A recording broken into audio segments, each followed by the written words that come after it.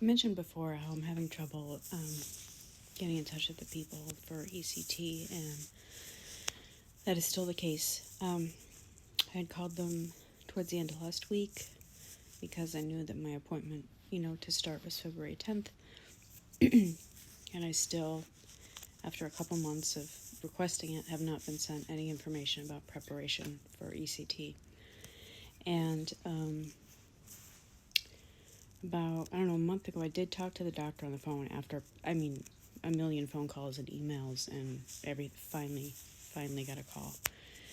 And I was able to ask her a few questions and everything, and that was fine, but, that was a month ago, and I'm supposed to start in less than a week.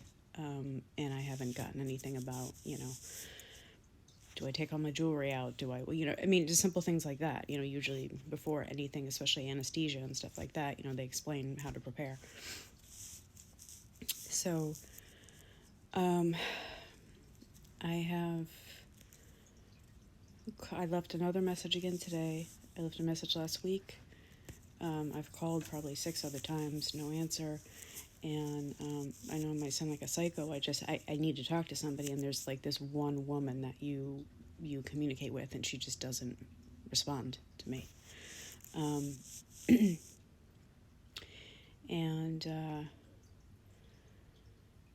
So I called my primary care doctor's office today and left a message there and asked them if they could ask her, since they work in the same hospital or associated with the same hospital, if she can somehow get in touch with either the head doctor at ECT or that woman that does the kind of scheduling, and I'm supposed to be who I've been leaving messages for, if she can somehow intervene, because this is, when someone's depressed, it's hard enough to function, and it's hard enough to advocate for yourself, and this has been horrible.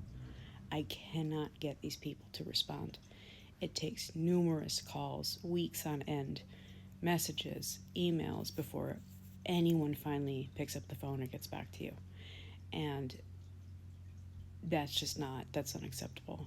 You're dealing with people's lives here, and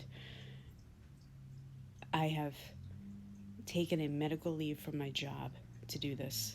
This is a long time coming. This is 50 years of fighting depression, and I've finally accepted that I'm going to have to do ECT. I have been resistant to this for a long, long time. And I'm just really sad about how this is happening, and just the lack of support I've had from this group. I keep hearing how they're a great team and all this other stuff, but then nobody responds to you there. So, like I said, I left a message for my primary care doctor to see if she can intervene, and I haven't heard back from her yet.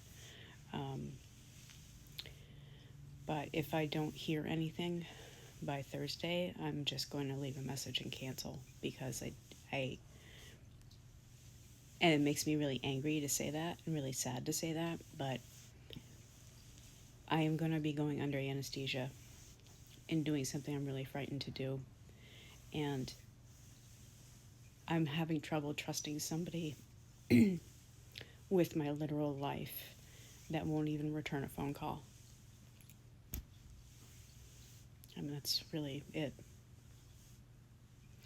The problem is that leaves me with, what do I do now? I've taken off work, I've lost income.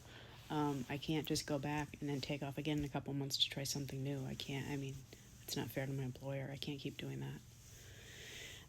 And I don't start seeing my new psychiatrist till next week. So if this falls through, and I go see that new psychiatrist and they suggest ECT, I unless they can get me in right away and get everything organized, I don't see how I'm going to even be able to do it, because I can't stay out forever, and medical leave doesn't pay forever. It's not like I could just, and I can hardly live on this. I don't even know how I'm going to make it financially. So I'm just really mad that,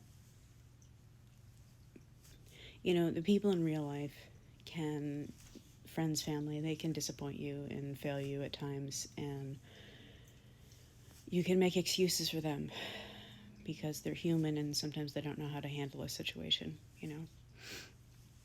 But, and I know medical professionals are human, but it is their literal job to care about people, and you are dealing with people that are in crisis situations and are not mentally stable, and they can't even return a phone call. I'm so angry. I don't even.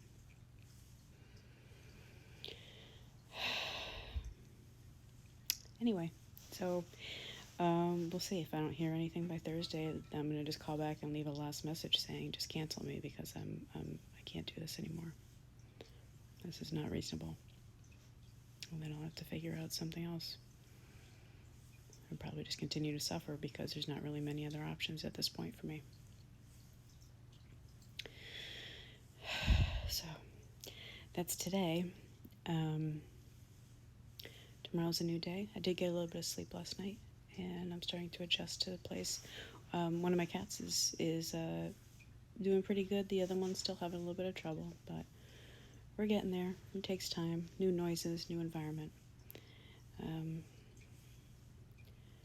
Lots of change going on right now. And the news is just, even more terrifying. So it's like I'm listening and I'm following, and then I try to distract myself because I can't take it all in at the moment. So, anyway, always advocate for yourself if you can, or if there's someone in your life that can do it, then, ask that person to do it for you, because your life matters, and it's really sad that the people that are supposed to care don't. So, anyway, have a good night.